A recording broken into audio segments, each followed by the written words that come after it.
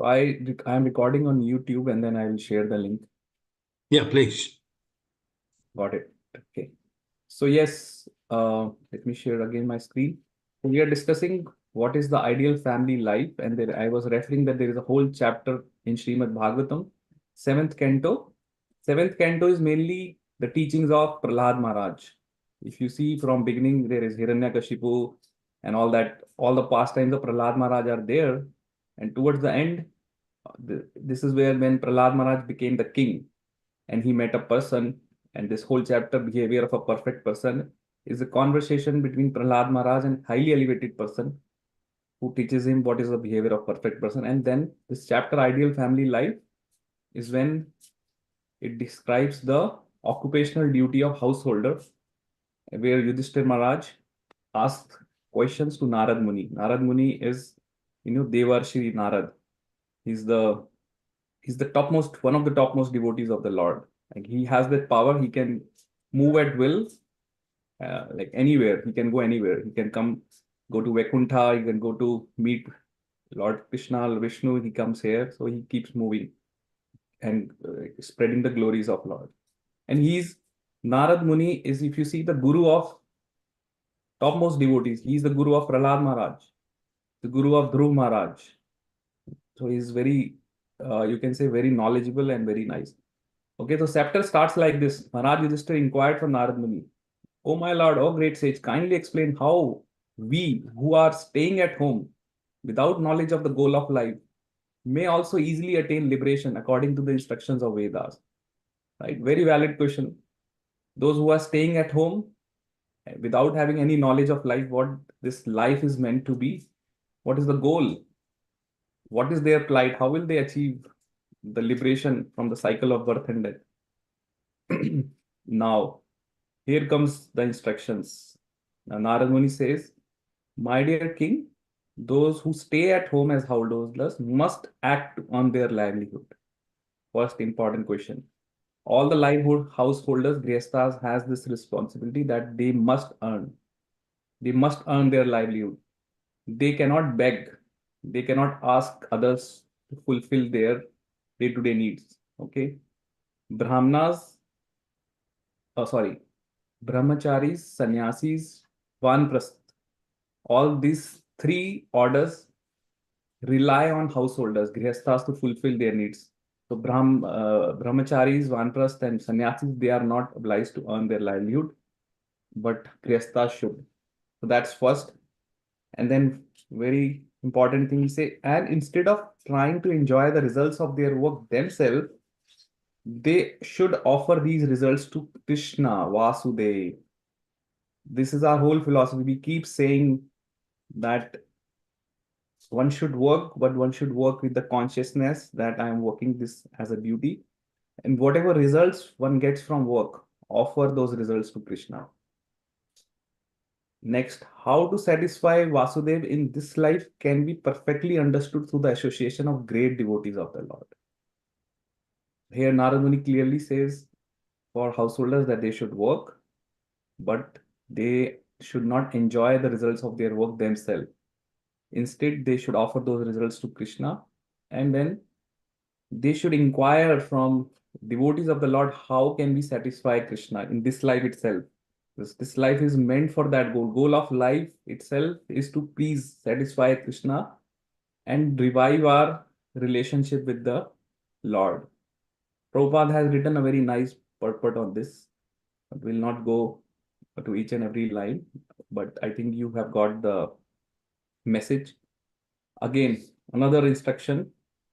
A grihastha must associate again and again with saintly persons. And with respect, he must hear the nectar of activities of the Supreme Lord and his incarnations, as these activities are described in Srimad Bhagavat Puran and other Purans. Thus, one should gradually become detached from affection for his life and children, exactly like a man awakening from a dream. Okay, so another second instruction which is the duty of householders, because normally householders do not have time to go to to research or to study all the shastras. But what they are told to do is they should get association of saintly persons, because saintly persons knows the gist of all our shastras, and by listening to saintly persons, they will get the nectar and they will get to know what is right, what is wrong. Plus, they will hear about the nectar of Krishna Katha, very important Krishna Katha. Hearing Krishna Katha is very important.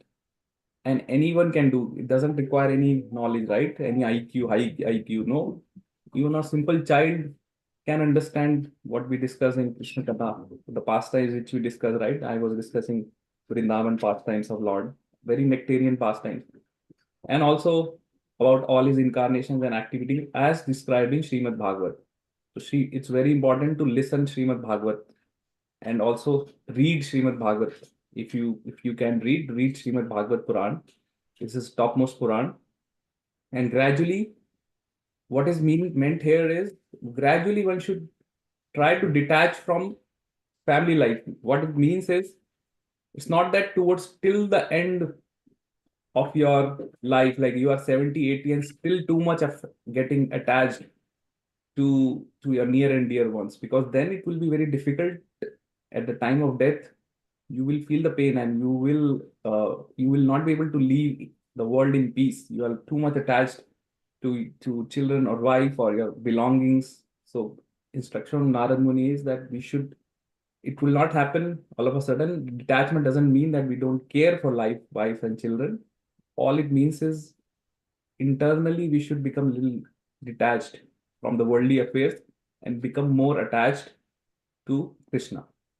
Okay. Okay, so very important instruction for householder again. While working to earn his livelihood as much as necessary to maintain body and soul together, one who is actually learned should live in human society unattached to family affairs, although externally appearing very much attached. So this is the quality which householders should have. Internally, we should be renounced. Like internally, we should be attached to Krishna, but externally, we should behave as if we are attached. Like when we go in the society, we should behave just like anyone else. Like, okay. So this is kind of a, you see, like drama. When drama happens, so people come and they get into the particular role and they enact the role, but they are not that role, right? When they go back, they are their own. So some kind of what you consider like a drama, like when you are in the society with people, don't let others get to know that you are practicing devotional service and you are no. This is outside the devotee circle. So externally, everyone should look like normal, but internally, one should become detached to the family affairs and slowly. But this will automatically happen when one practice devotional service. Now, this is the quote which I put, I think, a week back on our chat group. And this is not my quote, it was from Narad Muni. What he's saying, and we'll discuss more today on this one. An intelligent man in human society should make his own program of activities very simple. If there are suggestions from his friends, children, parents, brothers, or anyone else, he should externally agree, saying, yes, that is all right. But internally, he should be determined not to create a cumbersome life in which the purpose of life will not be fulfilled. Okay, very important. So what he's saying is we should have our own program of activities and we should not make it too complicated. Very simple. Keep the life very simple. Whatever your needs are, whatever you have, those will be fulfilled, but don't make life too complicated. Lot of people you meet will give their suggestions. Okay, you do like this. Okay, you invest here, you buy this property. Okay, you send your kids to the great schools, or you do this, or you relocate to US, make more money there, or n number of examples people will give. Friends, children, parents. But externally, you agree with all of them. Say, yes, that is good. That is good. Don't try to cut them off. But internally, you should listen and be determined that I will not make my life cumbersome, in which the purpose of life will not be fulfilled. What is the purpose of life? Purpose of life is to revive our loving relationship with Krishna and to perform devotional service. So anything which puts hindrance to this goal of life, you should be able to differentiate that this is not right, because it can create hindrance in my progress of spiritual life. And even though someone may suggest something, you externally say, yes, very nice. But internally, you should be determined to take your decisions on your own. And the key thing for decision is, this is also the principle of Sharanagati. Whatever is favorable for me to progress in devotional service, I accept. Whatever is detrimental or unfavorable for me to progress in devotional service, I reject. That very simple two things. Whenever you have a situation where you have to take a decision, just think, is this decision will help me to progress in devotional service, in progress in my bhakti, in progress, will it progress me in achieving the goal of life? If the answer is yes, then do it. But if the answer comes opposite, then just reject that. Okay. Now, I think I gave you many examples previously also. Like there are situations comes. So now one who is chanting the name of the Lord, one is devotee. Internally, Krishna will guide you from within that this is right, this is how you should be doing. But if you can choose to ignore that internal thing, because and then if you choose to ignore and just do what you want, then Krishna will not say anything, like, because we all have a free will. We are not like animals, like, or like we just go by the what you call karma thing. So, and if one has dilemma, what is good, what is not good, there are so many devotees around, advanced devotees. One should always ask them in confidence, right? Not in private, oh sorry, not in public, but ask them in confidence and reveal your mind in confidence and take the help. Help is all available, but it will be only given to those who ask for it. But if nobody asks for it, then why would anyone would give advice to anyone?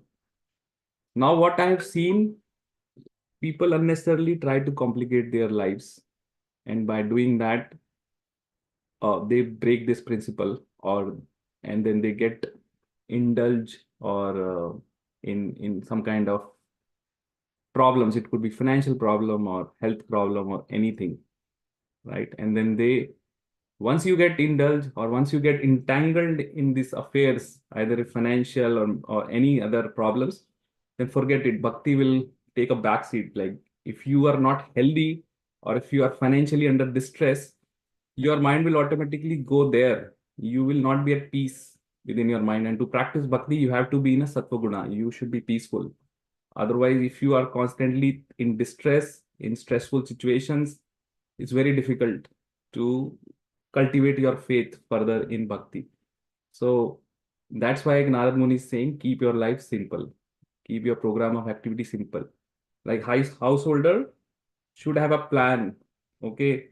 Once I am done with my duties, children are educated, they should try to put children in best of the best. Whatever you can do best, do it. Every parent has that responsibility. But that is material education, but also parents have a responsibility to uh, cultivate the spiritual devotional service for their dependents, like wife, children. Husband has a responsibility to take care of wife, children, everyone in the family, right? And so one should create that environment within the home that children get that opportunity to practice devotional service. Now it's another matter if children choose not to practice, but as a parent has a duty to encourage or create that environment or give that opportunity to their children to practice. It's another matter if they don't practice, but at least one should try. And once the children are settled, meaning they have done their education, they are like, for some it could be marriage, then one should have a plan. Okay, at this time age, I will reduce my family thing and I will put an end to the grihastha life and try to enter the vanprastha life, which means detachment, what he's talking about, unattached to family affairs. Not that you keep getting attached. Okay, now children are married, now I have to take care. Let me keep working so that I have to accumulate money for my children, for my grandchildren, all that. That will never end then otherwise. So one should devote more time and have a what you call a idea. Okay, at this age, I'm done with my family responsibilities, so I will reduce all my financial responsibilities. I should become financially independent. No more mortgage, no more any debt, nothing. Because if you keep accumulating debt or you are still in the financial obligation, you will never be able to reach a situation where you don't have to work. You will always have to work to then keep paying your debts, and that is what today the problem is in this part of the world, where people keep accumulating their debt.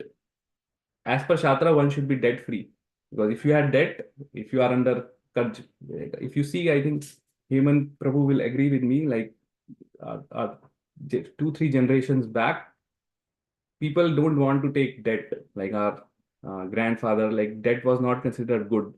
Like one should basically be debt free. One second. Okay. Right, Hemant ji? True hai?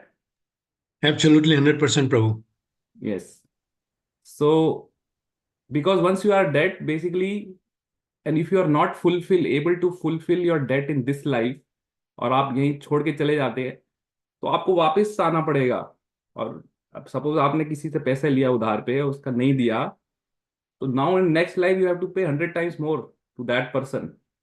So make sure कि कोई कर्जा कुछ लेन देन ना बचे, like but किसी, not to friends, families, and not to any institution. So one should have a clear goal at age of 50, 55, 60, maximum 60.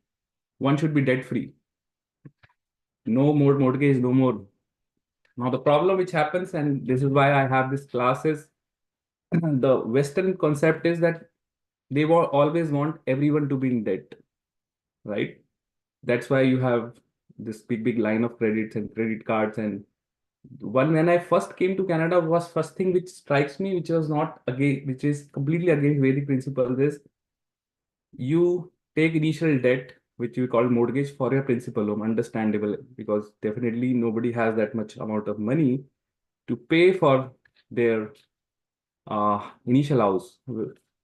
But the thing which was striking me is, once you have your house, within 4 or 5 years, people were taking, which we call equity out, which means taking debt on debt and then using that debt buying another property or rental property.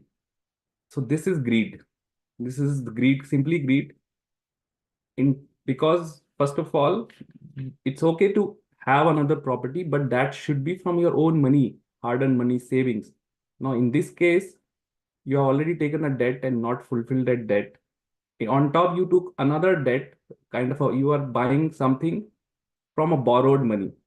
And that's where problem starts. And unfortunately, few of our practicing devotees today, uh, few I know, got trapped in that.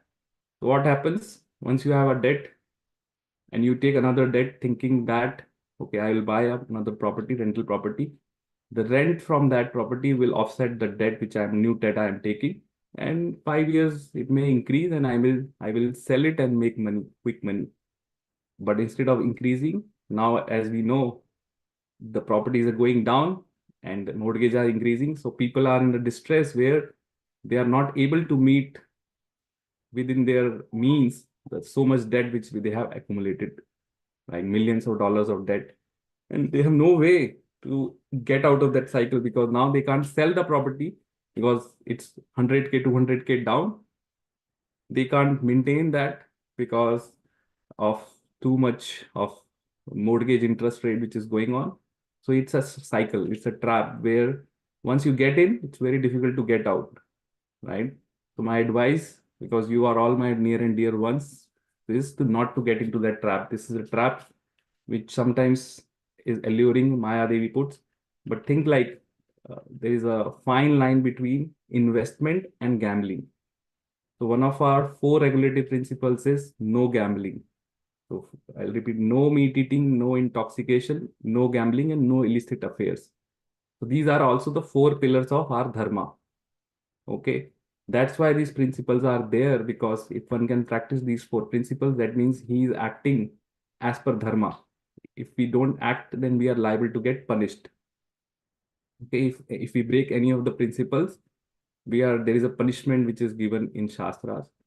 So the one which is no gambling, people think gambling is only when you go to a what you call that, where you gamble, but no, gambling is anything which you do with the consciousness of earning quick money without working hard. That is gambling. Like flipping the houses, this is gambling. Investing in a stock market with the ambition of quickly making money within 15 days or in a month, that is gambling. But what is not gambling is you invest your money which you don't need in the near term, and as an investor, that yes, I'm investing for a long term, and you invest with full consciousness, with your knowledge that this is a good company, I invest my money. That is investment. That is doesn't come under gambling. But the moment your mentality is to earn quick money, that comes under the jurisdiction of gambling. And then one definitely, when we are on the path of devotional service, Maya Devi keeps taking test because she doesn't want just like that anyone to approach Krishna, because this is the topmost. So much allurements comes on the path, and there are so many things. And sometimes our devotees also practice it because we are not at the perfect stage. They fall trap into it, right? So as I mentioned, the rule should be once which is your primary home, first make that as debt free, and then with your savings, if you still have money, you buy another rental home for your old age to get rent, but not get into this cycle. Okay, now second home, third home, fourth home, fifth home, but then because then there is no cycle. That is a greed.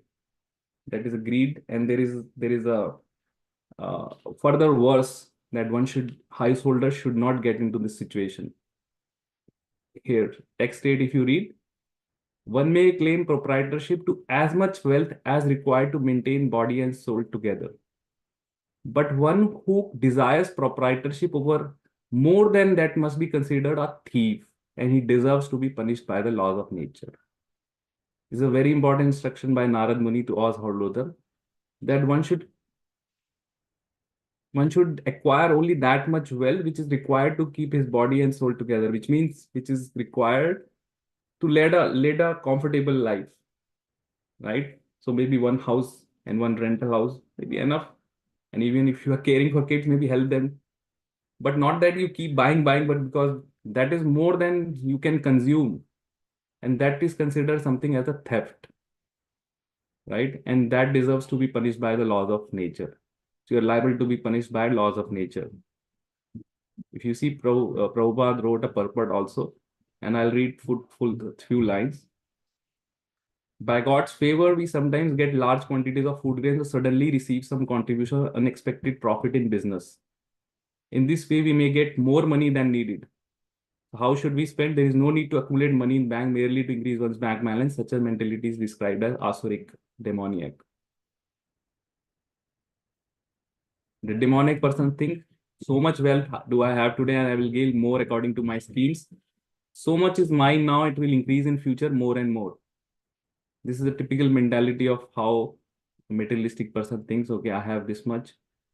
What I will do to increase more and more and more, but he doesn't know that this is the asuric mentality. And it says that if one has more than one it requires, then that extra money should be spent for Krishna, because Krishna says. And then Prabhupada writes, Grihastha should give contributions for constructing temples of the Supreme Lord and for preaching of Srimad Bhagavad Gita all over the world. This is the proper use of money. And then because money from where is coming? Lakshmi, right? We say Lakshmi Devi. And Lakshmi Devi is Chanchal. It doesn't stay long place. But when we worship the husband of Lakshmi Devi, which is Narayan or Krishna, then Lakshmi Devi stays. Then Krishna will give you more, because he knows that this person is detached from internally, he's detached, he's living a simple life.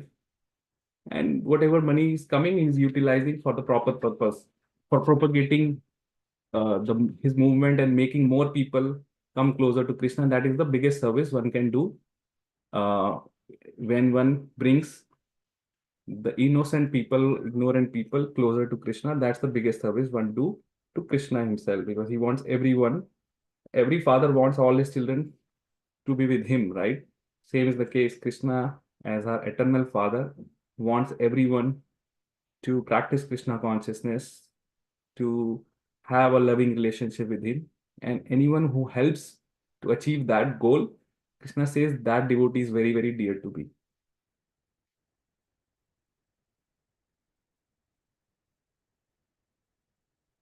Okay, so let's say this verse is very important.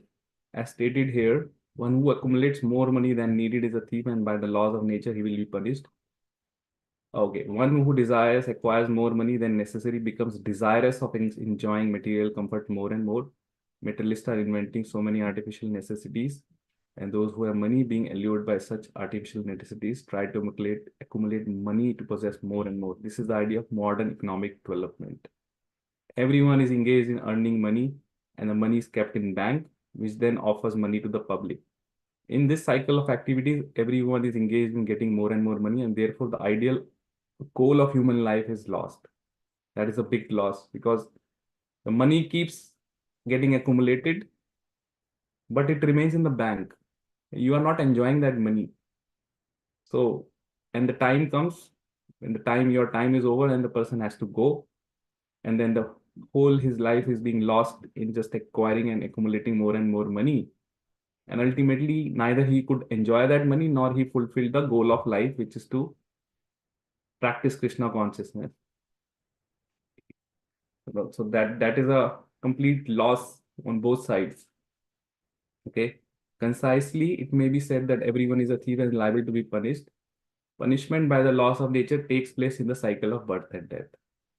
That is the punishment. It's not that one has to come back again, then die again, come back again, die again, and no surety to take birth in human form if one is not practicing bhakti. So one may go down in the cycle. So no one dies fully satisfied by the fulfillment of material desires, for that is not possible. Therefore, at the time of one's death, one is very sorry being unable to fulfill his desires. So if we have some desires, material desires, which remains unfulfilled at the time of death, then by the laws of nature, one is then offered another body to fulfill his unsatisfied desires. And upon taking birth again, accepting another material body, one voluntarily accepts the threefold miseries of life. That is what is happening to everyone in this material world, because material desires are like fire. Like the more you try to fulfill, the more fire spreads, right? So same is the case. Material desires keeps increasing. The more you try to fulfill them, it keeps increasing. So there is no end to achieve satisfaction. Because again, satisfaction, from where the contentment comes, happiness comes, that is coming from soul, right? And soul is not getting fulfilled on satisfaction or contentment by accumulating more and more of material desire. But the soul gets that happiness when you selflessly help someone, or when you practice Krishna consciousness, you feel a different kind of happiness from within. That is the true happiness which soul experiences. And you may have noticed in all of your life, when you selflessly act and help anyone in this time of need, and that person, you feel something different from within, right? That is the happiness of soul. And also when we practice Krishna consciousness, when we hear Kirtan, Krishna Katha, the happiness or contentment that soul gets, like completely free from all anxieties, that is the true happiness. But the happiness which we get from material things, there's a flickery, temporary happiness. For a moment, we feel happy, but down the line, the happiness decreases, and but the desire for accumulating more and more keeps increasing. And that is how today the whole materialistic society is built on, to acquire more and more. If you go on any site, anywhere, people are talking about how to make more money. Today, I even see ads how to retire at the age of 45. But they don't know after retirement, what are you going to do? You simply retire, and what you are doing, let's say you are able to retire, you make so much money at the age of 45, but what you will do for the rest of the life, right? So you have to have engagement also, and it should be a positive engagement. Like if you retire at the age of 45 and engage your rest of the life in Krishna consciousness, in preaching, that is a good purpose. But if you thinking of retiring at age of 45 and thinking I will now enjoy, I have enough money, I can roam around the world, enjoy, then it's kind of bringing the misery to you, for one, right? So people have lost that goal because they have not read this Shastra. So I'll take a pause here. So far, any questions anyone have?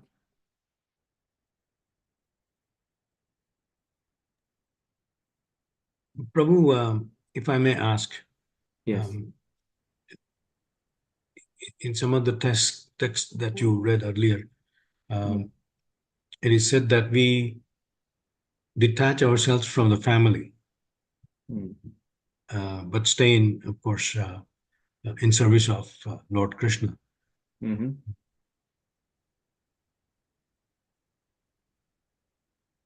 This one is a text, yeah.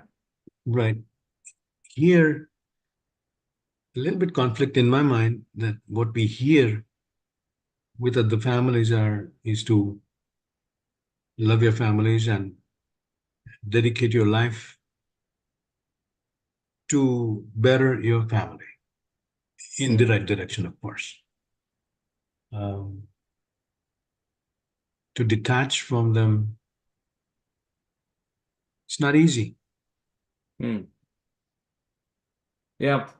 So, and I get your question. Like, I think this is where thing is.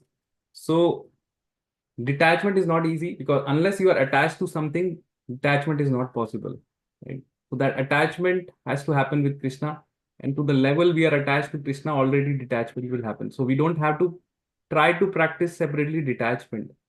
Only thing we have to try to do is get ourselves more attracted, more attached to Krishna, and automatically detachment will happen. So don't worry about detachment. Worry about how I can attach myself or how we should attach to Krishna ourselves. Okay. But the idea here is that, like some people, even after becoming old, they don't have time to practice Krishna consciousness because they are still attached to family, still attached. Now you are done with your children, maybe with grandchildren, and then simply no time. That is the point that one should find time. One should end a, what you call, a stop to family affairs and devote his time for his own well-being.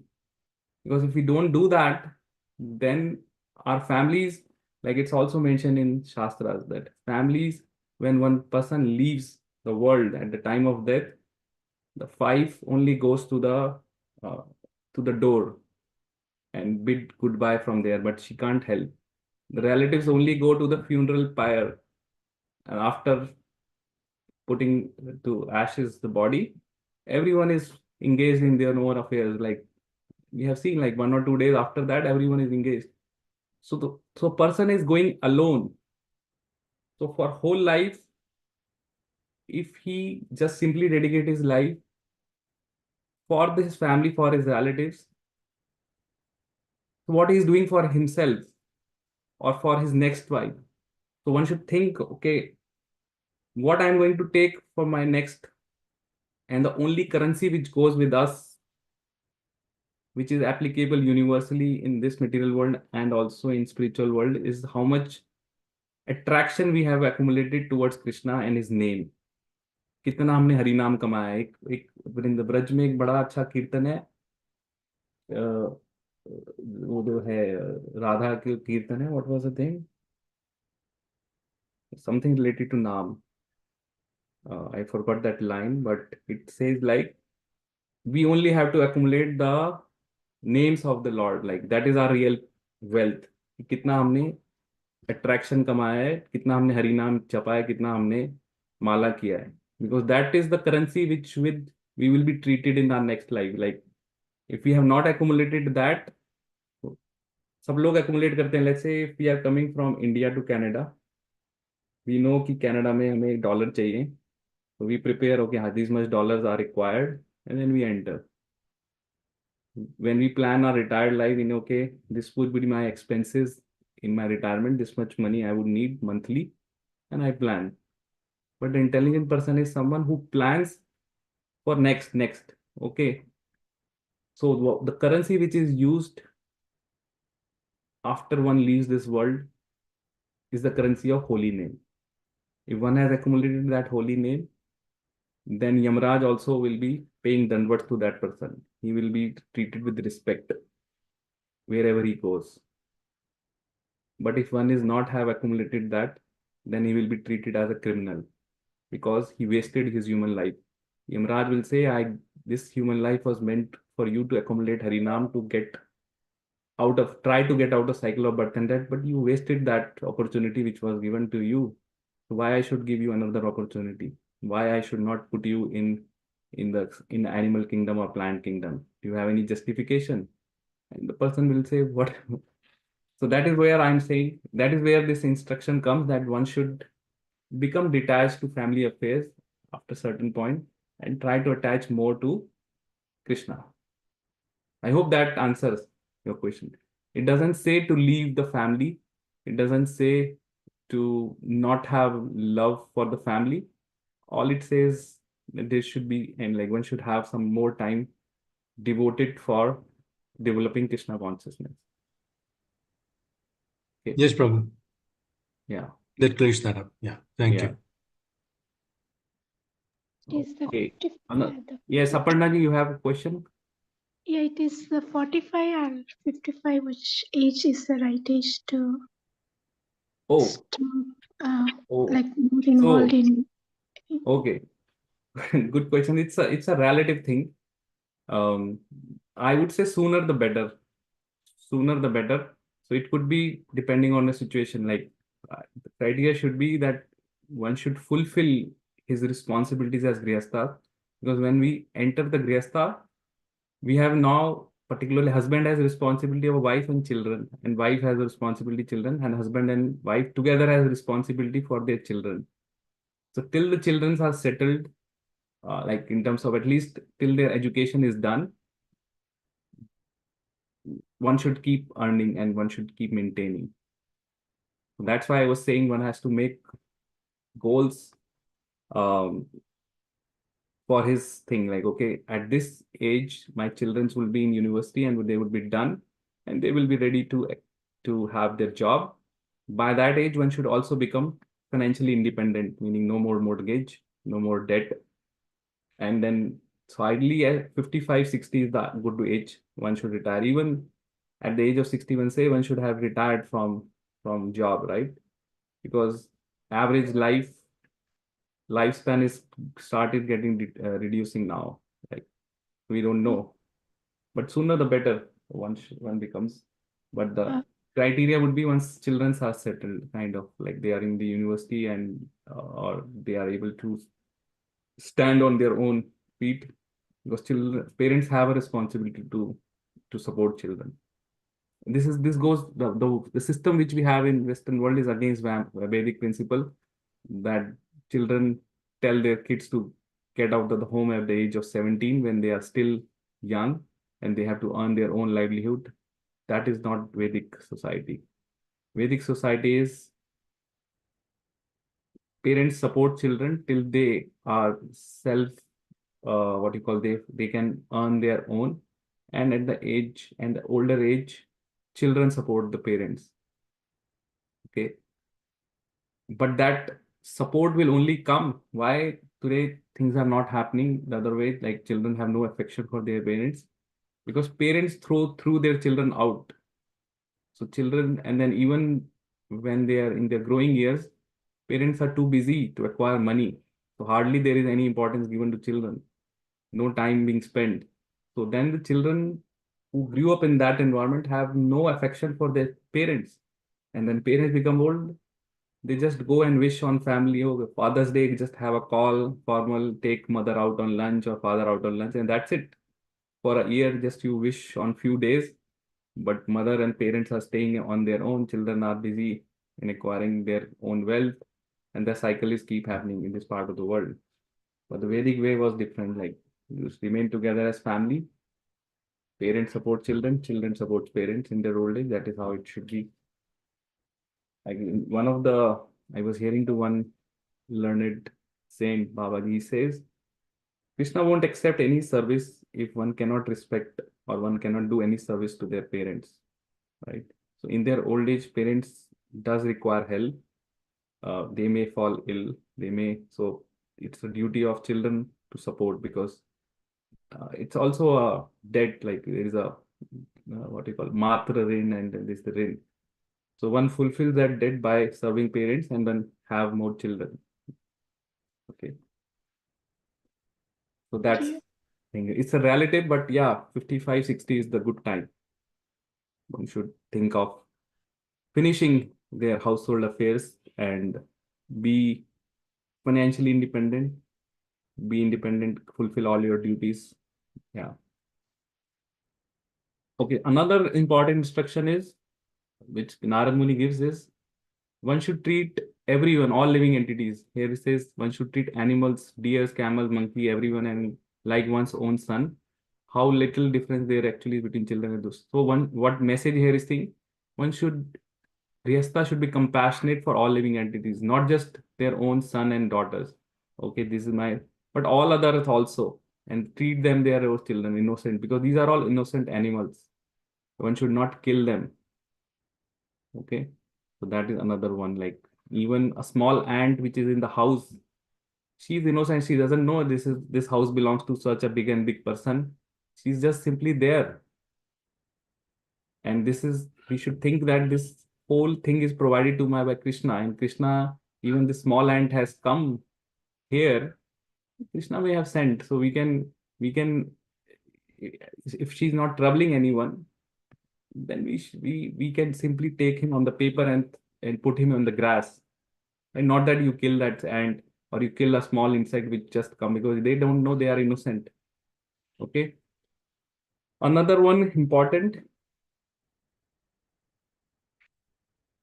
text 10, even if one is a householder rather than a brahmachari or a vanprasthi, one should not endeavor very hard for these things: calm, earth, religiosity, economic development, or satisfaction of senses. Okay, one should not endeavor very hard, meaning you should not be working too much hard. Whatever comes by God's will, accept it. Even in a householder life, one should be satisfied to maintain body and soul together with whatever is available with minimum endeavor. This is very important. Minimum endeavor. Endeavor has to happen, but whatever you can earn to keep your family together, to keep meeting the demands of your family with minimum endeavor, that's what you should do according to place and time by the grace of love. One should not engage oneself in ugra karma. Okay, not work very hard, because we have given intelligence. We are not like a donkey, keep working hard. No. So I will just read something about ugra karma. Okay. There are different occupational duties by which men should earn their livelihood, and this way human society should be very simple. At the present, however, everyone is engaged in technological advancement, which is falling under Ugra Karma. Ugra meaning severe, like extreme severe endeavor.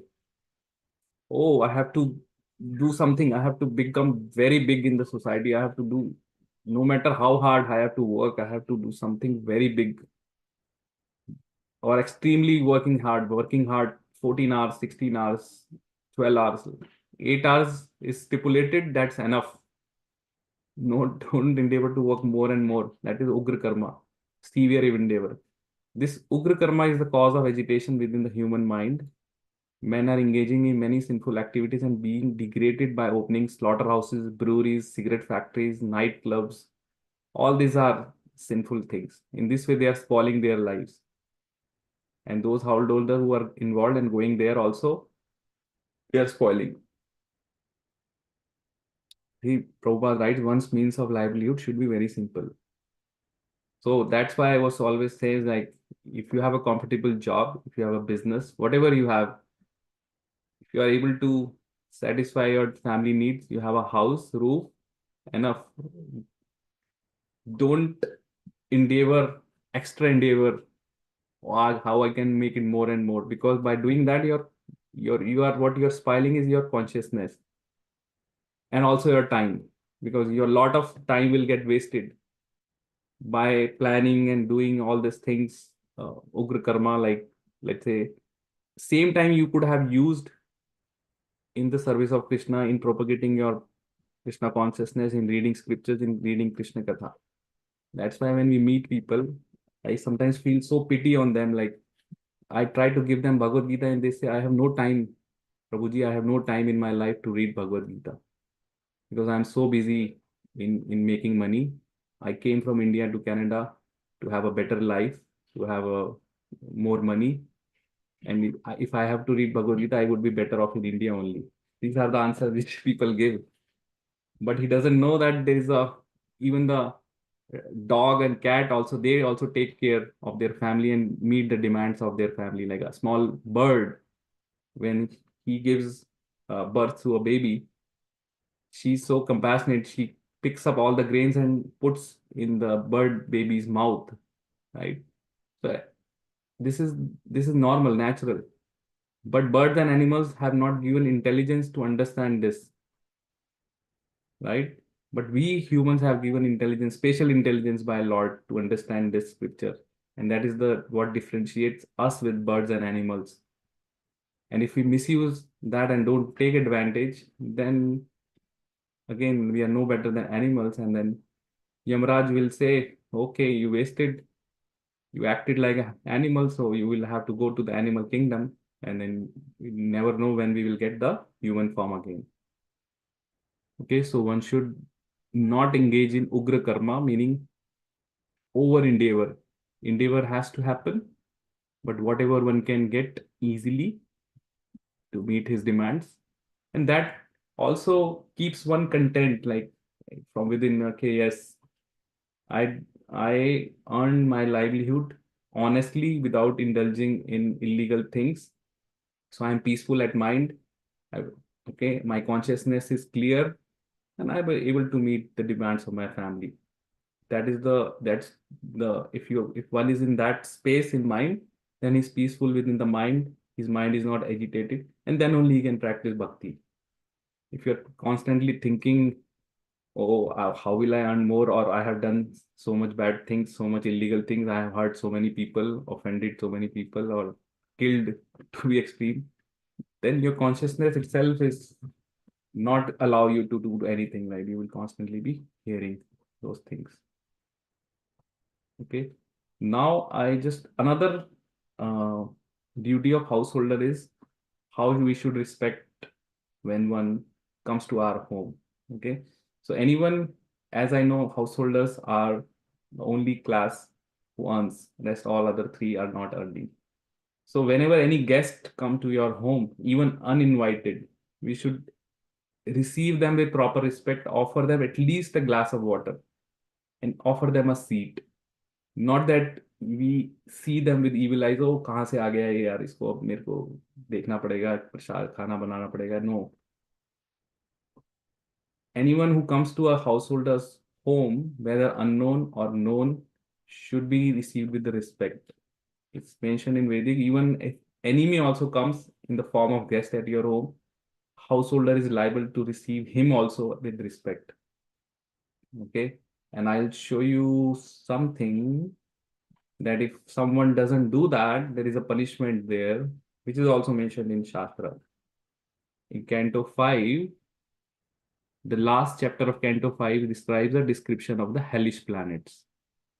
Sometimes लोग बोलते हैं ना कि ये hell well कुछ नहीं होता, it's just imaginary things हैं कि hell. But Srimad Bhagavad Puran gives that description that there are different hellish planets.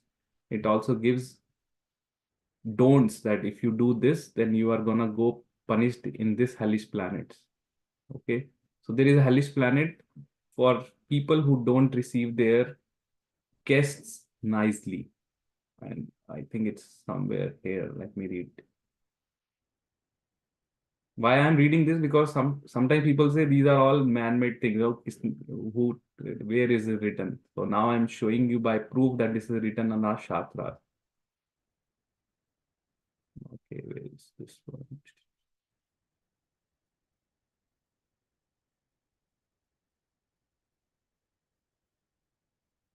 Yes, here. Read this text 35. A householder who receives guests or visitors with cruel glances, as if to burn them to ashes, is put into the hell called Paryavartana, where he is gazed by hard-eyed vultures, herons, crows, and similar birds, which suddenly swoop down and pluck out his eyes with great force. So this is the punishment. He is put into the hell if someone does not receive his guests or visitors and looks at them with cruel glances. Ever होता है कि and if the guest has to go, like if he felt insulted by householders and he just left his home, then that's considered as a sinful. So Prabhupada writes in the Prabhupada, according to Vedic etiquette, even an enemy who comes to a householder's home should be received in such a gentle way that he forgets that he has come to the home of an enemy. A guest who comes to one's home should be received very politely. If he is unwanted, the householder should not stare at him with unblinking eyes. For one who does so will be put into the hell known as Paryavartan after death, and there are many ferocious words. Vultures, crows, herons will suddenly come upon and pluck out his eyes. तो कोई बिन बुलाए भी आ जाता है ना, बोलते बिन बुलाए मेहमान है, तो उसको अनवांटेड गेस्ट वो भी आ जाता है, तो we should not stare at him with unblinking eyes. At the bare minimum, one should, as I mentioned, offer him water and a place to sit. Okay. अगर आपके पास प्रसाद है तो वो भी ऑफर करिए, बट एटलीस्ट पानी और एक सीट तो दे ही सकते हैं उसको. He is just looking for that much respect one should give to any guest who comes to a householder's home. Okay. And particularly if any Brahmin or Vaishnava comes, definitely one should not turn him away. Uh, Otherwise, he is liable to get punished. So this is our Vedic etiquette that yes, any householder should receive a guest with utmost care. So you can read yourself about all other hellish planets. This whole chapter is about that. And there is a hellish planet for someone who works very hard, right? Just now I read that one should not be engaged in Ugra Karma, right? Too much labor. So believe me, like that, I just read that those who work very hard at the end of their life, because they simply worked hard to accumulate more and more money, and they did not fulfill the purpose of life, Yamaraj, when they meet Yamaraj, Yamaraj sends them to a particular hell. And I'll just read that person.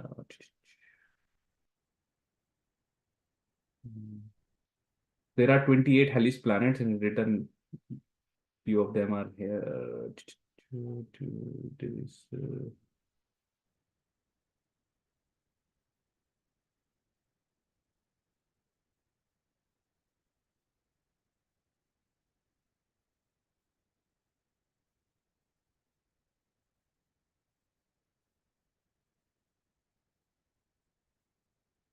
do we have Venkat Prabhu here? Oh, Venkat Prabhu. One day you were asking me about this thing, right, Venkat Prabhu, that many people offer sacrifice to Bhairav or Kali or Bhadrakali and whatnot. Like, so just I was reading, it reminded me of you. Like it's written, those people who do this kind of sacrifices, they are going to the hellish planet. And the name of hellish planet is also written. Um, so, so this is not allowed by our scriptures to give or sacrifice any animal or anything for Kali or Bhairav, or this is all Ugra Karma, right? So again, that was sinful, considered sinful.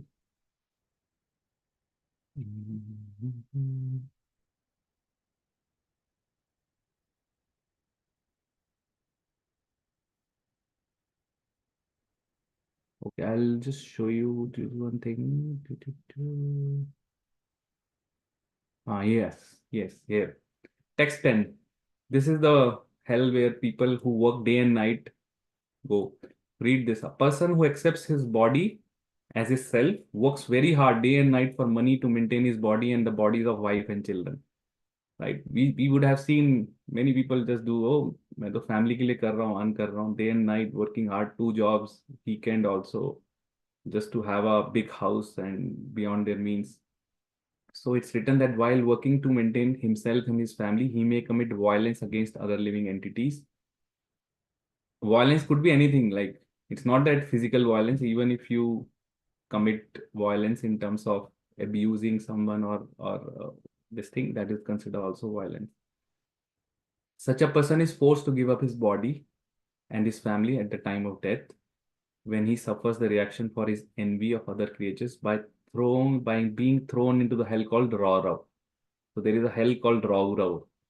वहां पे क्या होता है कि in that Raurav hell, in this life, an envious person commits violent act against many living entities. Therefore, after his death, when he is taken to hell by Yamraj, those living entities who are hurt by him appear as animals called Rurus and to inflict severe pain upon him. तो वहां पे वो जो जिस चीज को भी उसने हर्ट किया है, वो सब उसको दिखेंगे वहां पे रास्ते में रूरू बन के, और वो उसको करेंगे फिर परेशान. Ruru is more envious than a snake. Like Ruru यहाँ पे नहीं मिलता, अर्थ पे नहीं है Ruru, but it comes in the hellish planet. और इसलिए उस प्लैनेट का नाम भी रौरव है, because the creature they are Ruru, they are very dangerous creatures. Okay, so there is a punishment which is given, like that's why I was telling that those who work very hard day and night and then they also um, hurt others, then they are giving punishment. Punishment in the hell called Maharora is compulsory for a person who maintains his body by hurting others. In this hell, Rudu animals known as Kravyada torment him and eat his flesh. So this is how it happens. Animalistic person who lives simply in the bodily constant he is put into hell known as Maharora and attacked by Ruru animals known as Kravyada. Okay, so again, let's go back to where we were.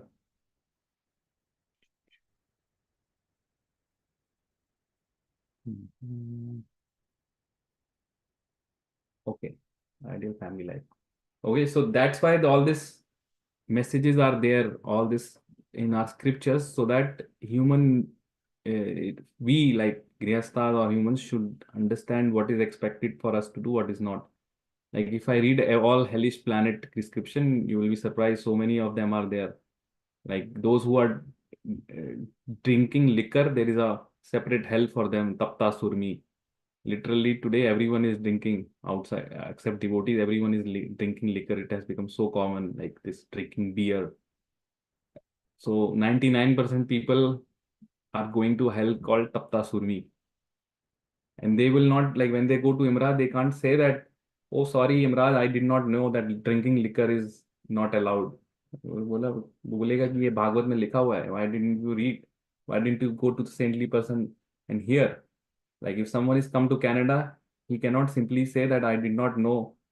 Somebody coming from India to Canada that I simply know what are the traffic rules here and I commit mistake. But he is liable to get punished because he's supposed to know the rules of the country. Same is the case. We should be knowing what is right, what is wrong, and and just act accordingly.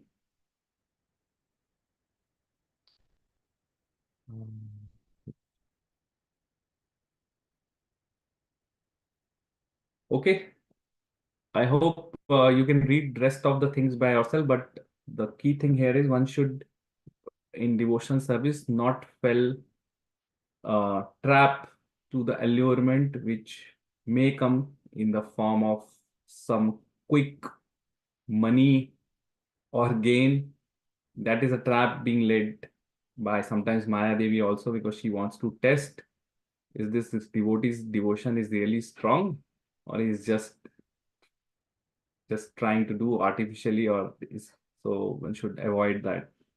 And yeah, so one should see, as I mentioned, and remain satisfied, like how much I need for my family and for me, for children's education, all that one should have that much wealth, and how much I would need to live comfortably in my retired life. One should plan. This is intelligence. One should plan like that, but don't go overboard with it and keep accumulating more and more. And then that way we defeat the purpose of human life, because our whole human life is wasted. And the time which we could have used to develop our bhakti gets wasted in accumulating more and more money or more and more material means, right? And as I mentioned, when the person is leaving this world, his family cannot help. Nobody can help that person. Only thing which can help that person is how much Harinam he has accumulated in his life. That alone will go with him. And if he has accumulated sufficient Harinam, then even the Yamraj will pay dandavat to that person. He will be received with respect wherever he goes, because that is the currency being used everywhere else in the spiritual world, in the court of Yamraj, right? Yamraj has told his Yamdutas, do not approach the devotees of Lord Krishna. Stay away from them. Do not even go nearer to them, because they are not under my jurisdiction. They are directly being favored by the Lord. There is a whole chapter on Yamraj instruction to his Yamdutas, right? We should all read these chapters and understand what is message, why there is so much importance. That chapter comes, let me tell you where it is. Yamraj instruction to Yamdutas. I think it's in chapter 6. Yeah, here. Yamraj instructs his messenger. Very important chapter. If you read here, clearly says that Yamraj says to the Yamdutas, do not go near to the devotees who are taking the names of the Lord. Do not trouble them. Okay. So, because Yamraj is nothing but he is just given a duty to punish the offenders, but he himself is a devotee of the Lord. He is one of the Mahajans. So he understands the Bhagavad Dharma. He understands everything. So that's why one may be able to escape the punishment of this material world, but he will not be able to escape the punishment in the court of Yamraj. Okay. So, but he's like, if anyone takes the name of the Lord, वो तो यमराज उसको छुएंगे भी नहीं. He will be getting proper respect, and he doesn't have to go to any hellish planets or anywhere. Either he's going back to the spiritual world, his bhakti is done, or he's coming back again in the family of devotees with respect. He's not going to go into the spiritual world. Oh, sorry, hellish planets or anywhere. Okay, so if you see here, there is a line, just I concluding.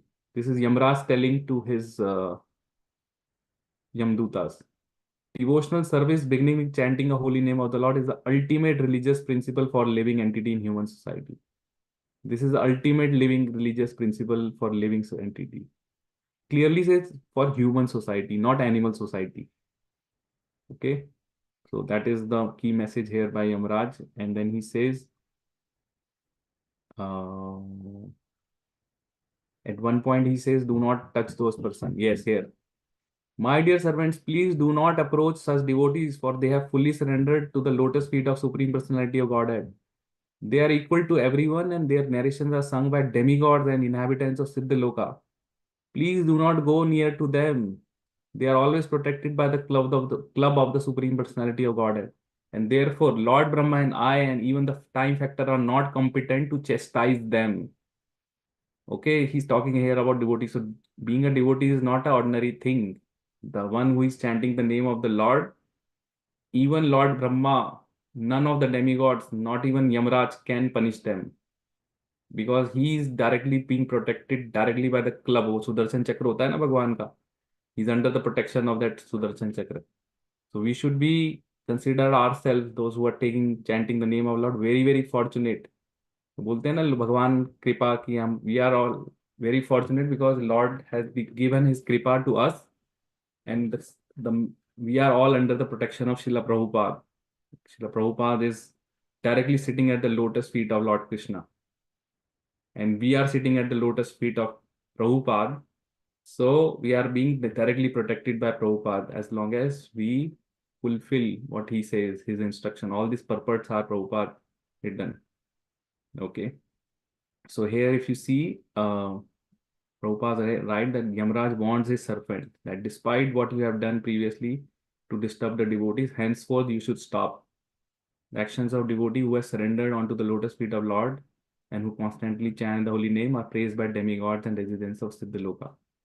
जब एक यहाँ से devotee भगवान के भगवत धाम जा रहा होता है ना, उसको रास्ते में जाते हुए सारे देवी देवता सब प्रणाम करते हैं और उसकी जय जयकार होती है.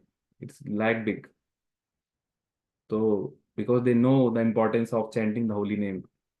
Devotees are so respectable and exalted that Lord Vishnu personally protects them with club in his hand. Therefore, regardless of what you have done this time, henceforth you should not approach such devotees, otherwise you will be killed by the club of Lord Vishnu.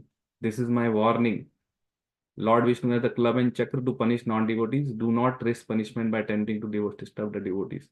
Not to speak of you, even Lord Brahma or I were to punish them, Lord Vishnu would punish us.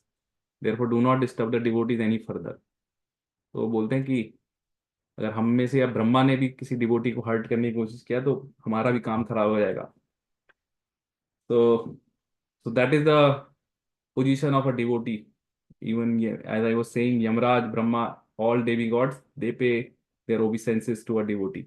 But devotee is not puffed up. He is not, Prabhupada always say, do not get puffed up that you are chanting the name of the Lord. Just be grateful that Lord has given this opportunity and be merciful unto you that you are able to take the name of the Lord. Consider that as your good fortune and kripa, which is ultimate kripa, which has been bestowed to you by Lord Hari himself and Bhakti Devi himself, because this doesn't come to everyone, right? Everyone is falling under that 99% category of making money, more money, and then wasting the human life. And at the end, they will face Yamraj. Yamraj says, complete waste. Human life mila tha, waste kar diya hai. Now you go to animal kingdom. First, go and suffer for some thousands of years in one of the hellish planet. जब वहाँ suffering हो जाएगा, then you are thrown into the one of the species, like depending on his karma. But devotee तो यमराज के court में जाएगा भी नहीं, वो तो सीधा going to Bhagavad Dham. Okay, any questions? We'll conclude now. It's 11:49. Or any comments? I hope this was useful. तो next time कोई भी आपका friend, कोई कहे यार यहाँ पे बहुत अच्छा प्रॉपर्टी है, यहाँ पे है, just first think, do you have money? वो बोलेगा नहीं अपनी उसमें से ले लो, इक्विटी में से निकाल लो, उसमें लगा दो. First think, is it bringing me closer to Krishna or is it taking away from Krishna? If the answer within your heart, Krishna is sitting, if the answer comes that this is going to take away from Krishna, it will complicate my life unnecessarily, I will have more debt, then stay away. Okay. But if someone comes, same thing. Okay, we are making a temple of the Lord. Prabhuji, can you please help us by doing any donation, whatever is in your capacity? Then think, will Krishna be happy with my endeavor or will he be unhappy? If the answer comes, he will be happy, then give whatever you can. That is the best use of Lakshmi in the service of Narayan. Prabhupada always used to say, Lakshmi stays there where his husband Narayan is being worshipped. And there's no difference between Krishna, Vishnu, Narayan. They are all same. Okay. Any comment, final thing before we go? Prabhuji, one question. Yes, Abhimanyu ji. Haan ji. You said that working hard more than required is not good if it's for money. Yes. But there are situations in life when you are, example, you are a salaried employee of a company, but you are required to put 14 hours or 16 hours on a number of days in a year. So is that also a bad thing? Occasionally it's okay. See, what here is saying, like if someone makes his life like that, only every day working there, if every day is supposed to work 15-16 hours, that is what is over endeavor. Now if sometimes there are 365 days and maybe 240 working days, 1 or 2 working days because of some emergency or some situation, you may be expected to work more. That's fine. That's okay. That's occasional, right? Or some weekend.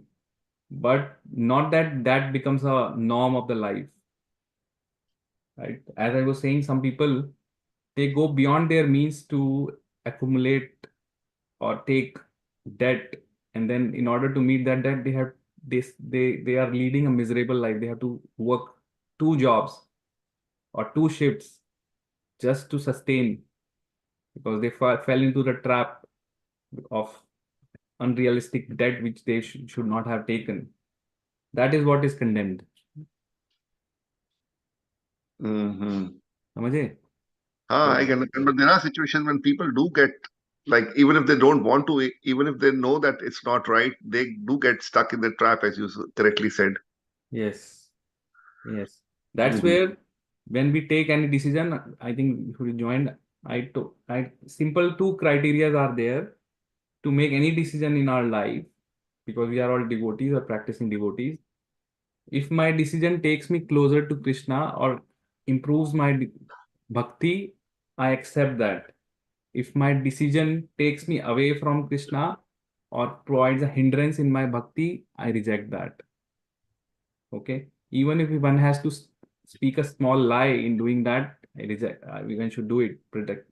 I'll give you one example. My personal example.